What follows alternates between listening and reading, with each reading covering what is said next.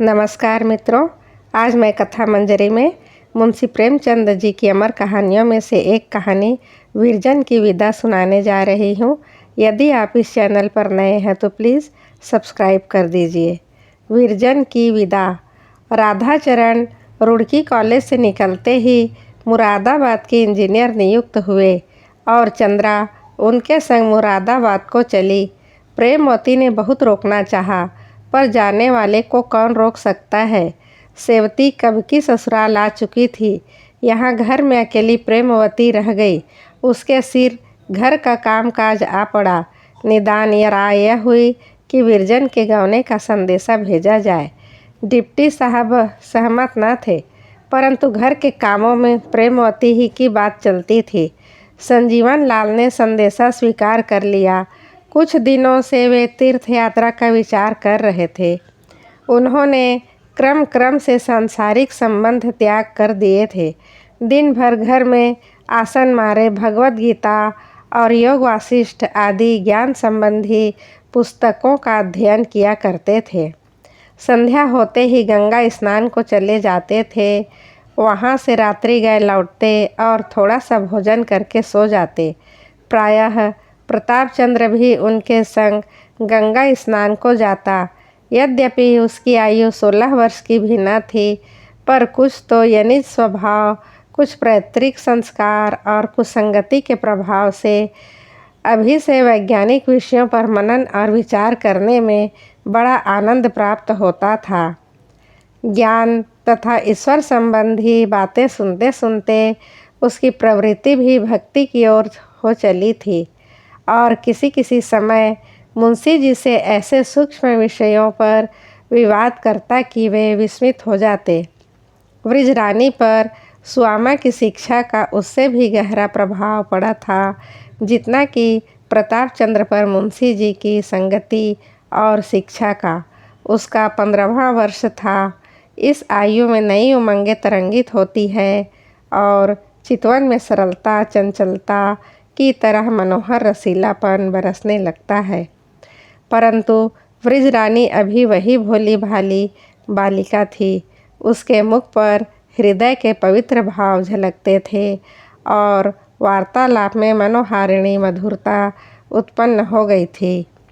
प्रातःकाल उठती और सबसे प्रथम मुंशी जी का कमरा साफ करके उनके पूजा पाठ की सामग्री यथोचित रीति से रख देती।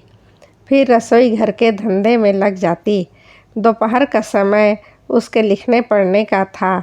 सुआमा पर उसका जितना प्रेम और जितनी श्रद्धा थी, उतनी अपनी माता पर भी ना रही होगी। उसकी इच्छा विरजन के लिए आज्ञा से कम न थी। सुआमा की तो सम्मति थी कि अभी विदाई न की जाए, पर मुंशी जी के हट से विदाई की तैयारियां होने लगी। ज्यों-ज्यों वह विपत्ति की घड़ी निकट आती, विरजन की व्याकुलता बढ़ती जाती थी। रात दिन रोया करती। कभी पिता के चरणों में पड़ती और कभी सुआमा के चरणों में लिपट जाती। विवाहिता कन्या पराए घर की हो जाती है, उस पर किसी का क्या अधिकार। प्रताप चंद्र और विरजन कितने ही दिनों तक भाई बहन की भांति एक साथ रहे, पर जब विरजन की आंखें उसे देखते ही नीचे को झुक जाती थी। प्रताप की भी यही दशा थी। घर में बहुत कम आता था।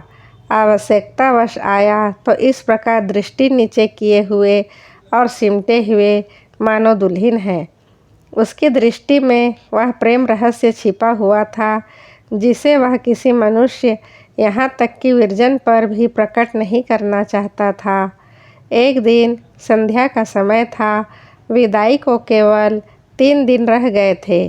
प्रताप किसी काम से भीतर गया और अपने घर में लैंप जलाने लगा कि विरजन आई। उसका अंचल आंसुओं से भीगा हुआ था।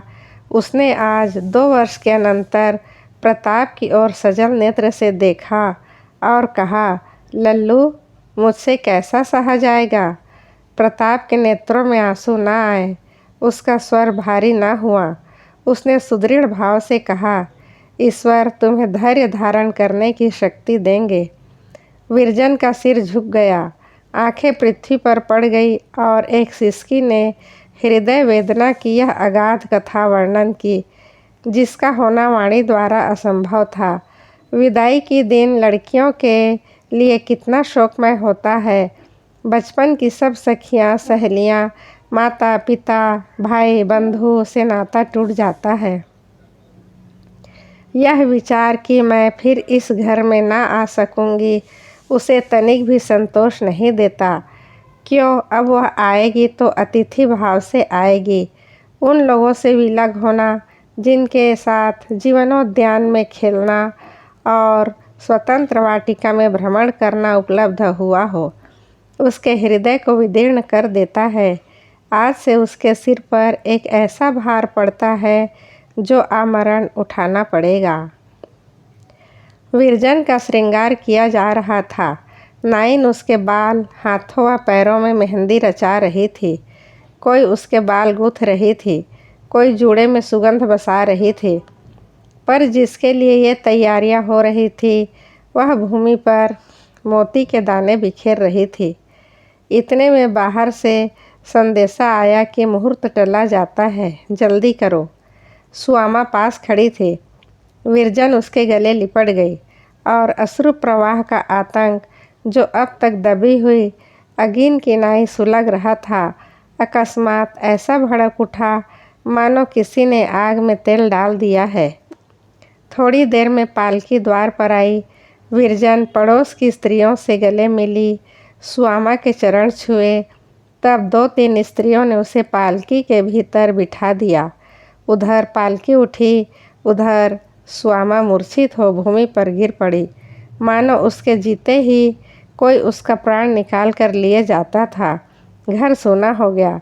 सैकड़ों स्त्रियों का जमघट था, परंतु एक विरजन के बिना घर फाड़े खाता था। अभी आप विरजन की विदा कहानी सुन रहे थे। इसी तरह कथा मंजरी में साथ बनाए रखिए। इसी प्रकार साहित्यिक कहानियाँ सुनने के लिए कथा मंजरी के प्लेलिस्ट में आप कहानियाँ सुन सकते हैं। धन्यवाद। अगली कहानी में फिर मिलते हैं।